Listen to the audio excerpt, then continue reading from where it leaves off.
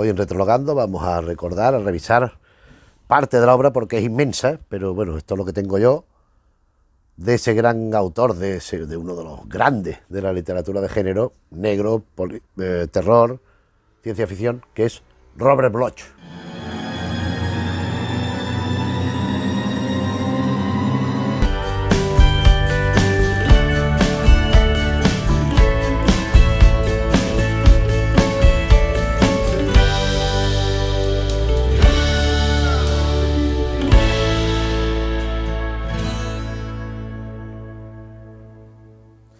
Robert Bloch nace en Chicago en 1917, falleció en Los Ángeles en 1994, bueno, pues un señor de ascendencia judía que estudió allí en Chicago y bueno, pues de pronto empezó a escribir desde joven, muy jovencito, en revistas pulp, en revistas de estas tanto de género policíaco, de género negro, como de terror, como de, sobre todo, algo de ciencia ficción, pero menos.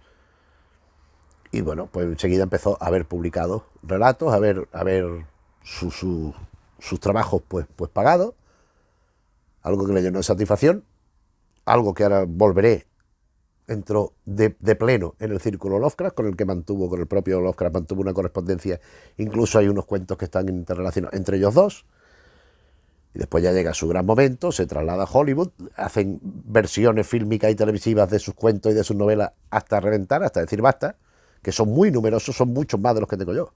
Yo tengo aquí los que están traducidos, menos uno que sé que me falta. Que si alguien me puede decir dónde localizarlo, se llama La calavera del Marqués de Sade. Este no lo tengo, los demás los tengo todos los que yo sé que existen traducidos. Bien, como digo, se traslada a Los Ángeles, donde ya muere. Allí, pues claro, estaba trabajando pues, en los guiones y en las editoriales de este género que hay allí ubicadas. Ya digo que la primera parte de su vida es muy importante su relación con Lovecraft. Él pues le escribe y Lovecraft le contesta y mantiene una correspondencia muy amplia, muy interesante. Y van pues sobre todo Lovecraft haciendo de guía del otro, de Bloch, para conseguir pues un poco ir afianzando su contribución con los mitos de Cthulhu, donde incorpora algunos de los dos libros esos prohibidos. Hay una serie de libros prohibidos, encabezados por el Necronomicon, pero hay bastantes más debidos a otros autores, a Derleth, a Frank Bernard Lom, y Robert Bloch pues incorpora dos libros de estos a esta biblioteca inexistente. Pero aparte, y más relevante me parece a mí, que Lovecraft hace un relato, El morador de las tinieblas, donde Robert Bloch es uno de los personajes. De hasta donde llegó la estima y tal.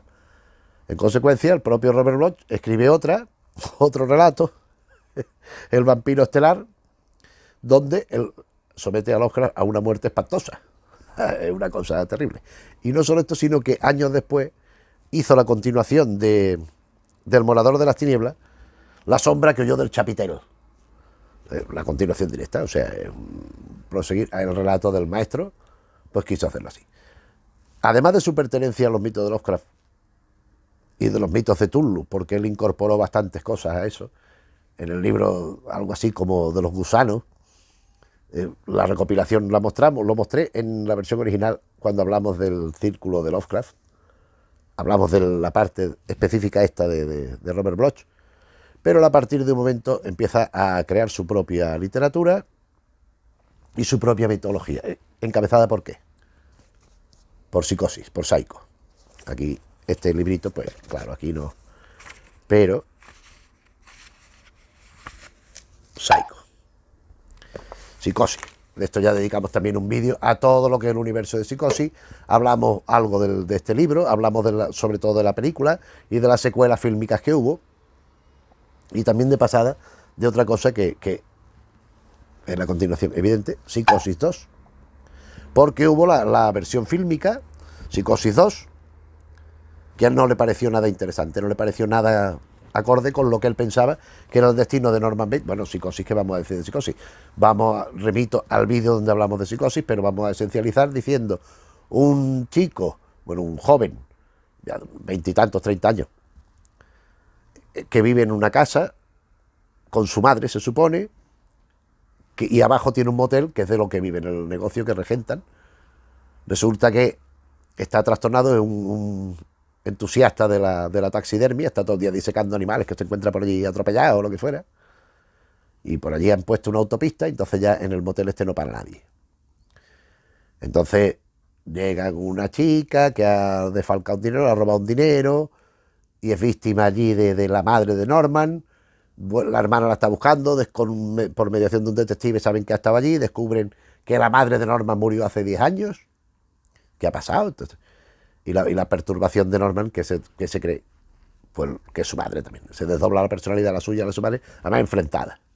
Entonces hubo un Psicosis 2, película, donde la hermana de la muerta, pues con una hija que tiene, ve que a Norman Bates ya ha cumplido su condena en el manicomio correspondiente, ya piensan que está preparado para reintegrarse a la sociedad y lo liberan. Y entonces ya piensan que no, y van y lo acosan y le dicen cosas y lo engañan y le hacen creer que la madre está viva. Pero hay un desenlace que en esa película está bastante bien, que es que la madre aquella no era la madre natural, era la adoptiva, pero la natural está por allí y se descubre ante su hijo. Y pasa lo que pasa. Películas hubo 3 y 4, pero bueno, no viene al caso. La cuestión es que Robert Bloch, había cuenta de aquella película que no le pareció bien, hizo Psicosis 2.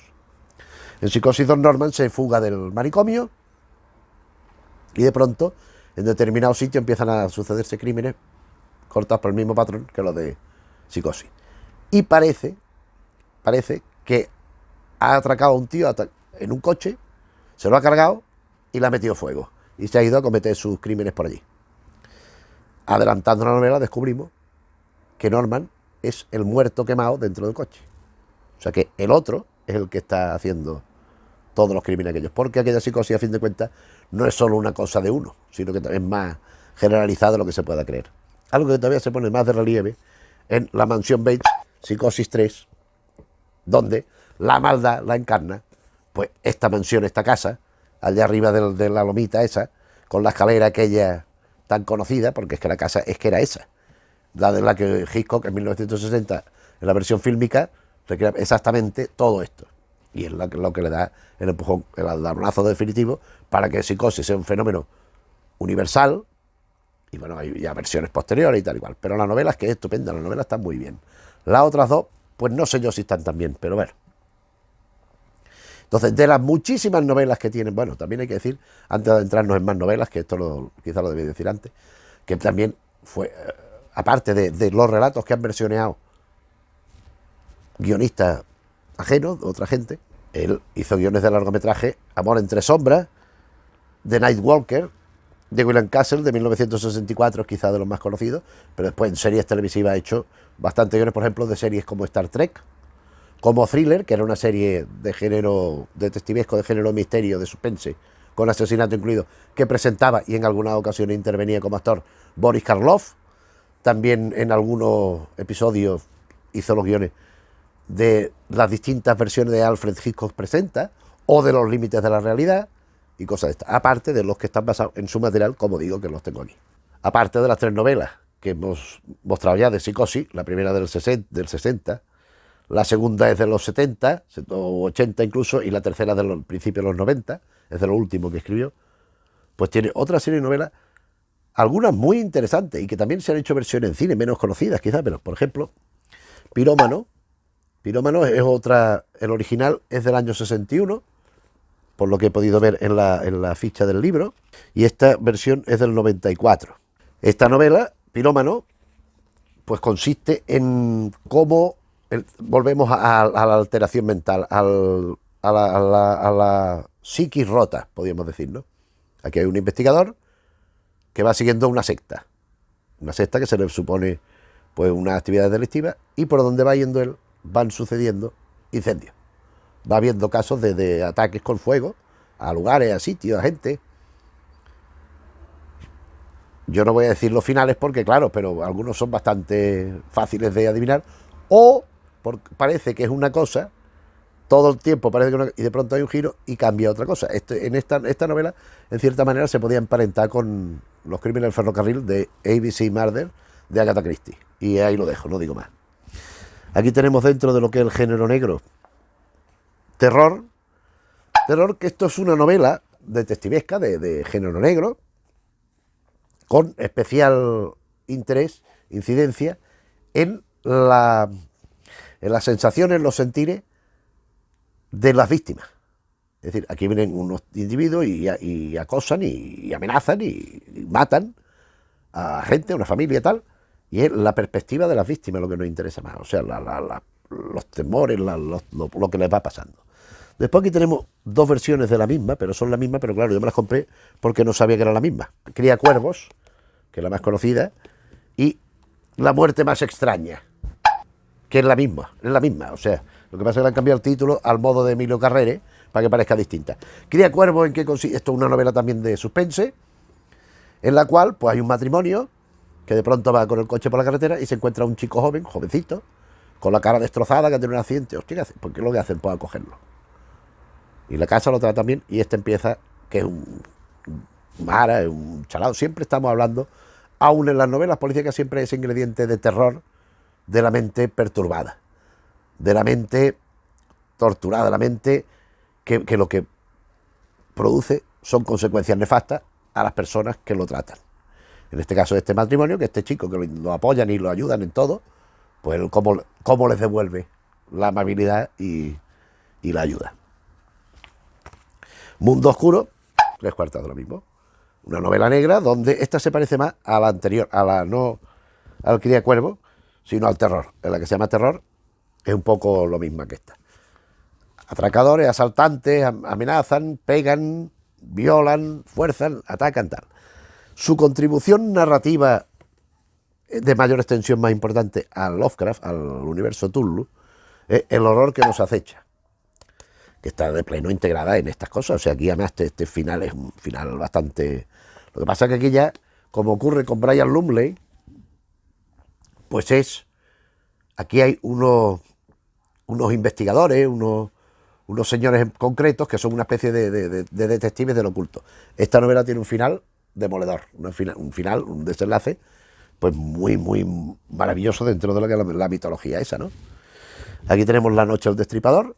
Él tiene un relato muy famoso, supongo que aparecerá por esta antología que tengo aquí, que suyo afectísimo, Jack el Destripador, que fue muy conocido ese relato, hay versiones en televisión y tal, pero aquí hace una novela sobre la recreación de Jack el Destripador, La noche del destripador, que está bastante bien, porque está bastante bien escrita, y la tesis que defiende, pues más o menos la que más sentido común tiene, excepto para la señora Patricia Cornwell, que piensa que era un pintor y que tiene ella el ADN de Jack el Destripador y del otro. En fin. Ella, no la autoridad, ella. No el FBI, no el Scotland Yard ni nada, sino, en fin. Pero bueno, aquí cada uno puede decir lo que quiera y todos tenemos razón hasta que no se demuestre lo contrario, ¿no? Entonces, pero bueno. Robert Bloch, en La noche del destripador, hace una propuesta artística, más ficticia que real, pero con la base real detrás. Y tenemos a Lori, que es la última gran loca digo loca con respeto a los locos y con toda mi solidaridad y con toda mi simpatía, porque son personajes que, bueno, que el que la lleva la entiende, ¿no? Pero esto es una perturbada. Esta Lori es una niña que una familia bien y que de pronto empieza a tener pesadillas, empieza a tener visiones, pero una cosa terrible, que la lleva a la locura. Pero una locura casi que de índole sobrenatural. Y bueno, pues a lo largo de la novela pues vamos viendo las pesadillas, los horrores que le van sucediendo a esta muchacha. Y vamos con los cuentos, que ya digo, yo este de la calavera del Marqués de Sade, que no lo he encontrado nunca, no lo he conseguido, sé que existe, pero yo no lo tengo. A lo mejor los relatos están incluidos también aquí, porque claro, las antologías son cada uno de su padre y de su madre, y meten los relatos que les parece.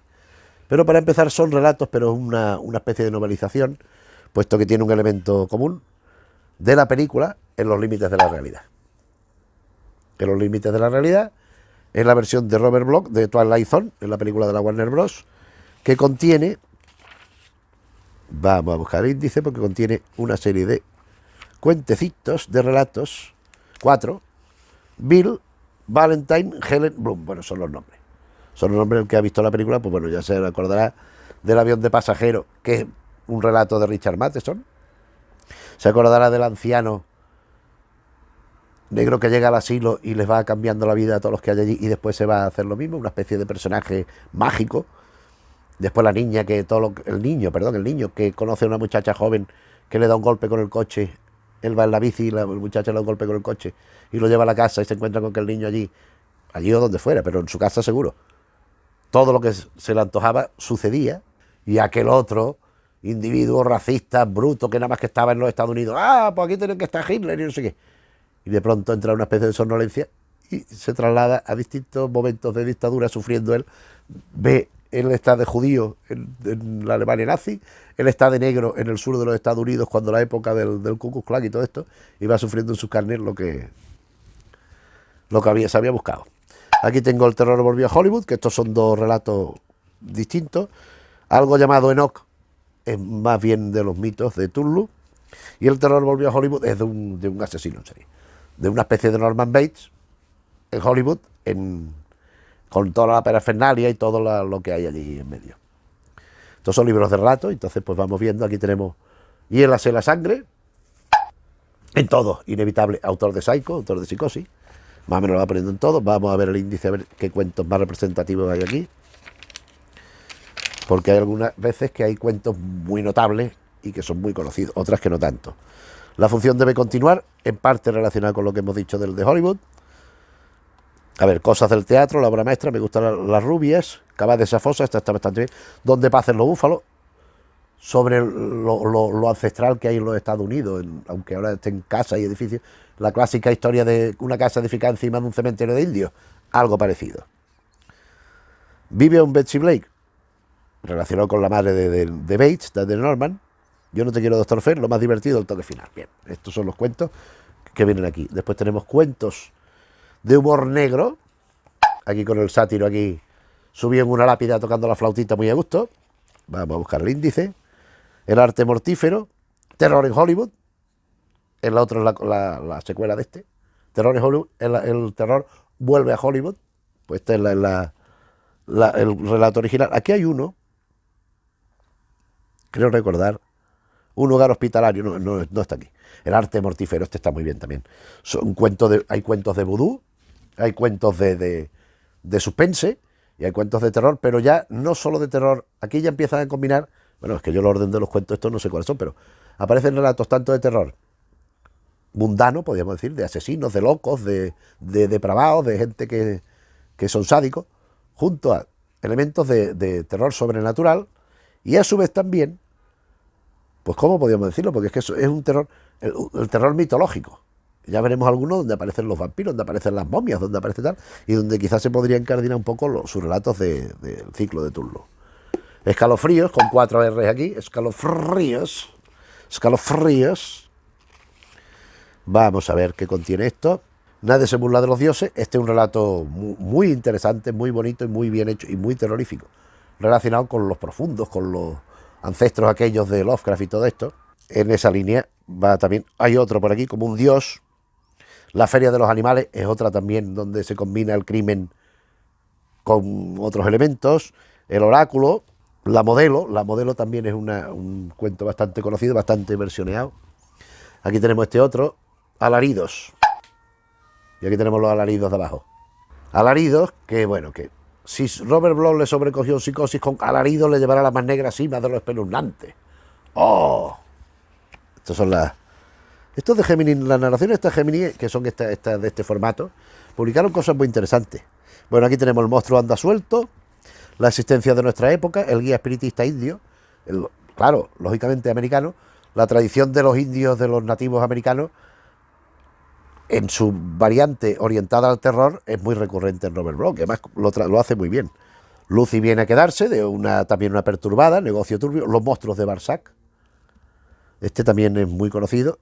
La trama lo es todo. Bueno, El sanguinario de Charles R. Wayne, una serie de relatos.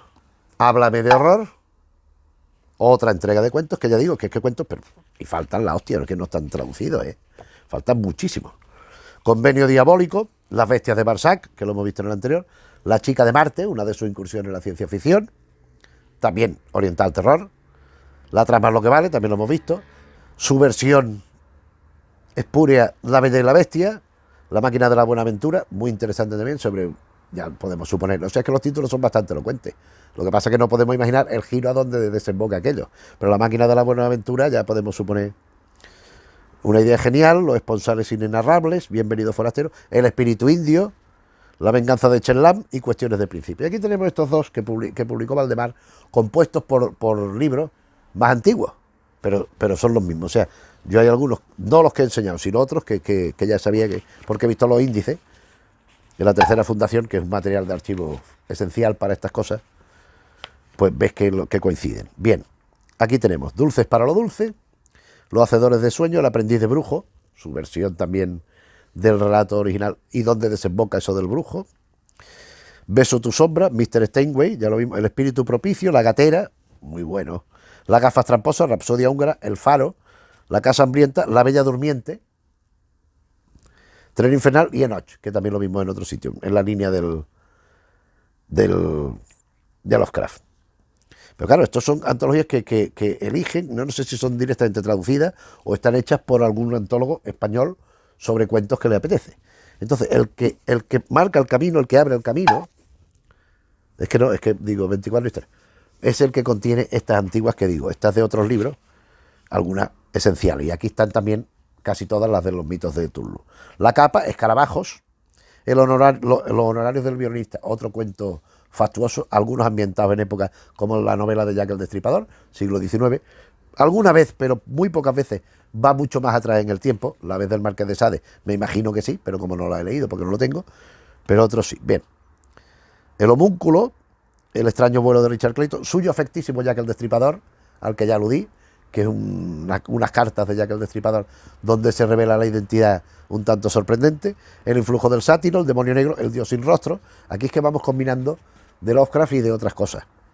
La casa del hacha, El que abre el camino, Regreso al Sabbat, Los canales del mandarín, Figuras de cera, también otro elemento básico del imaginario del terror, el Museo de Cera, donde o bien el que manufactura las estatuas se dedica a asesinar a gente y a poner la cera por encima, o las figuras de cera cobran vida en realidad o en apariencia, etcétera, etcétera. Este va por aquí. Festín en la abadía, Esclavo de la llama, El vampiro estelar, el de los que hablamos, Madre de las serpientes, también algo alusivo a los antepasados, muy antepasados, El secreto de Sebek, Los ojos de la momia. Este de los ojos de la momia daba título a otro compendio de cuentos de estos de Libro Amigo. Viaje sin retorno a Marte, ciencia ficción, Las cuatro esquinas de la cama de la vida, Atrapada en el saco y El exhorto creativo. Atrapada en el saco es El hombre del saco. Esta está escrita con Henry Kunder, otro de los del círculo Lovecraft posteriores, que ha estudiado bastante los mitos de Cthulhu, como en su momento en sus vídeos correspondientes ya lo decimos, y concluye El exhorto creativo. Son unos cuentos que, claro, es imposible entrar en cada uno, y unas novelas, pero son muy bien escritos, son muy diferentes, son muy originales unos de otros. Hay algunos que están emparentados, como hemos visto, El terror va a Hollywood, El terror regresa a Hollywood, las novelas del ciclo de Psicosis, pero en general suelen ser historias sueltas, independientes, que cada una va por un camino dentro de los géneros estos. Ya hemos visto que hay algunas, son lo menos de ciencia ficción, pero de terror hay muchísimo, y de género negro casi siempre orientado también hacia el terror, pero hacia el terror natural, no sobrenatural, ni preternatural, sino natural, de la maldad del ser humano, lo que es capaz de llegar a hacer. Pues lo encontramos con frecuencia en este autor, que me parece una maravilla, además un gustazo leerlo, se lee muy rápido, se lee muy bien, y se disfruta leyendo esta literatura.